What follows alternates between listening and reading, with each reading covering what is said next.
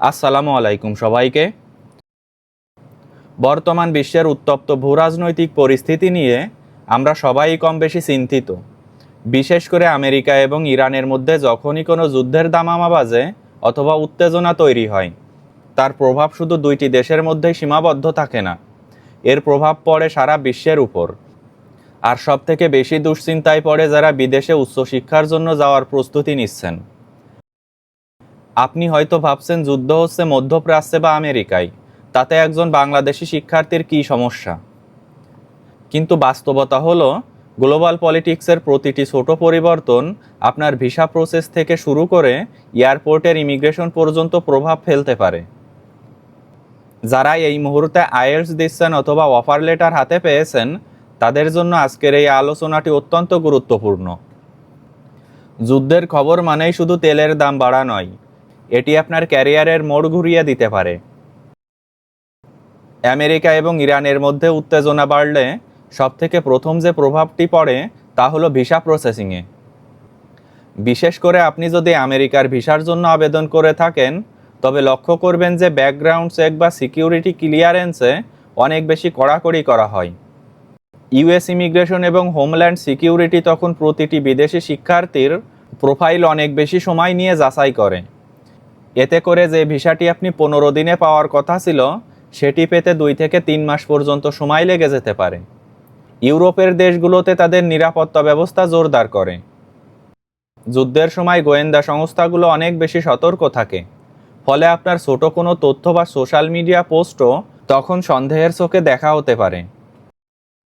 বর্তমানে আধুনিক সিস্টেমেও যুদ্ধের সময় ম্যানুয়াল ভেরিফিকেশন বেড়ে যায়। এর ফলে অনেক শিক্ষার্থীর সেমিস্টার শুরু হওয়ার সময় হয়ে গেলেও পাসপোর্ট হাতে পায় না। এছাড়া দূতাবাসে ইন্টারভিউ স্লট পাওয়া অনেক কঠিন হয়ে পড়ে, কারণ তখন তারা ইমার্জেন্সি বা ডিপ্লোম্যাটিক ভিসা নিয়ে বেশি ব্যস্ত থাকে। এই বিলম্বের কারণে অনেক শিক্ষার্থীর স্কলারশিপ বাতিল হওয়ার ঝুঁকি থাকে। ইরান এবং আমেরিকার যুদ্ধের কেন্দ্রবিন্দু যেহেতু মধ্যপ্রাচ্য, আর বাংলাদেশ থেকে ইউরোপ বা আমেরিকায় যাওয়ার প্রায় সব ফ্লাইটই মধ্যপ্রাচ্যের উপর দিয়ে যায়। যদি আকাশপথ অনিরাপদ হয়ে পড়ে, তবে এয়ারলাইন্সগুলো দীর্ঘ পথ ঘুরে যাতায়াত করে। বর্তমানে জ্বালানি তেলের দাম যুদ্ধের কারণে আকাশচুম্বী হতে পারে, যার সরাসরি প্রভাব পড়বে আপনার প্লেনের টিকিটের উপর।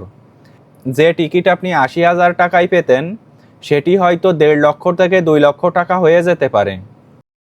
এছাড়া অনেক সময় যুদ্ধের কারণে মধ্যপ্রাচ্যের বড় ট্রানজিট হাবগুলো, যেমন দুবাই, কাতার বা ইস্তাম্বুল এয়ারপোর্ট দিয়ে ফ্লাইট চলাচল সীমিত হয়ে যায়।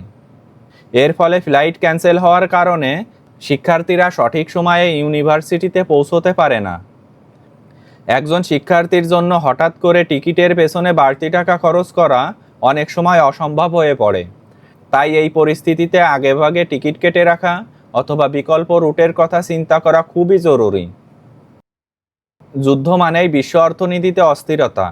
আমেরিকা এবং ইরানের মধ্যে সংঘাত হলে আন্তর্জাতিক বাজারে তেলের দাম বাড়ার সাথে সাথে ডলারের মানও লাফিয়ে লাফিয়ে বাড়তে পারে। আমাদের মতো দেশগুলো থেকে যারা সেলফ ফান্ডিংয়ে বিদেশে পড়তে যায়, তাদের জন্য এটি একটি বড় ধাক্কা। আপনি হয়তো আপনার টিউশন ফি $1 সমান 120 টাকা হিসাব করছেন, কিন্তু যুদ্ধের কারণে সেটি যদি হঠাৎ 130 থেকে 140 টাকা হয়ে যায়, তবে আপনার পুরো বাজেটে বড় ধরনের গড়মিল হয়ে যেতে পারে। আপনার আবাসন খরচ, প্রতিদিনের খাওয়ার খরচ এবং যাতায়াতের খরচ এক ধাক্কায় 20 থেকে 30% বেড়ে যেতে পারে। বর্তমানে গ্লোবাল ব্যাংকিং সিস্টেমে অনেক সময় বাড়তি কড়াকড়ি আরোপ করা হয় যুদ্ধের সময়। এতে বাংলাদেশ থেকে বিদেশিদের ইউনিভার্সিটিতে টাকা পাঠাতে দেরি হতে পারে অথবা জটিলতা তৈরি হতে পারে। অনেক সময় যুদ্ধের কারণে মুদ্রাস্ফীতি দেখা দেয়, ফলে বিদেশের বাজারে নিত্য প্রয়োজনীয় জিনিসপত্রের দাম বেড়ে যায়। স্টুডেন্ট ভিসায় যারা পার্ট টাইম জব করে খরচ মেটান, তাদের জন্য এই বাড়তি খরচ বহন করা কঠিন হয়ে পড়ে। আবার যুদ্ধের ফলে বৈশ্বিক মন্দা দেখা দিলে বিদেশের বাজারে কাজের সুযোগও অনেক কমে যায়। এই আর্থিক অনিশ্চয়তা একজন শিক্ষার্থীর মানসিক স্বাস্থ্যের উপর বড় চাপ সৃষ্টি করে। তাই যুদ্ধের সম্ভাবনা থাকলে আপনার বাজেটে অন্তত 20% ব্যাকআপ রাখা খুবই বুদ্ধিমানের কাজ। যুদ্ধের সময় বিদেশের মাটিতে স্টুডেন্টদের নিরাপত্তা ও সামাজিক পরিস্থিতি অনেক সময় অস্থিতিশীল হয়ে পড়ে। বিশেষ করে পশ্চিমা দেশগুলোতে যদি যুদ্ধ নিয়ে কোনো রাজনৈতিক মেরুকরণ তৈরি হয়, তবে অনেক সময় বর্ণবাদ বা জেনোফোবিয়া বেড়ে যাওয়ার আশঙ্কা থাকে। যদিও উন্নত দেশের ইউনিভার্সিটিগুলো সবসময় বিদেশি শিক্ষার্থীদের নিরাপত্তা নিশ্চিত করে, কিন্তু শহরের বাইরে বা সাধারণ মানুষের মধ্যে অনেক সময় উত্তেজনার প্রভাব বেড়ে যায়। এছাড়া যুদ্ধের ফলে যদি সাইবার অ্যাটাক বেড়ে যায়, তবে বিদেশের আইটি সিস্টেম বা ব্যাংকিং ব্যবস্থা সাময়িক অচল হয়ে পড়তে পারে, যা শিক্ষার্থীদের জন্য বড় সমস্যা তৈরি করে। এছাড়া যুদ্ধের উত্তেজনায় দেশে থাকা আপনার পরিবারও সবসময় দুশ্চিন্তায় থাকবে, যা আপনার পড়াশোনার ব্যাঘাত ঘটাতে পারে। আপনি যদি এমন কোনো সাবজেক্টে পড়েন যা যুদ্ধের সাথে স্পর্শকাতরভাবে জড়িত, তবে আপনাকে বাড়তি নজরদারির মুখে পড়তে হতে পারে। বিদেশের মাটিতে এই ধরনের মানসিক ও সামাজিক অস্থিরতা আপনার পড়াশোনার মান কমিয়ে দিতে পারে। একজন সচেতন শিক্ষার্থী হিসেবে আপনার কাজ হলো পরিস্থিতি পর্যবেক্ষণ করা এবং আগে থেকেই মানসিকভাবে প্রস্তুত থাকা। আজকের ভিডিওটি এ পর্যন্তই শেষ করছি। আমার ভিডিও যদি ভালো লাগে, তাহলে পরবর্তী ভিডিওর জন্য আমার চ্যানেলটি আপনারা সাবস্ক্রাইব করে রাখতে পারেন। ধন্যবাদ সবাইকে।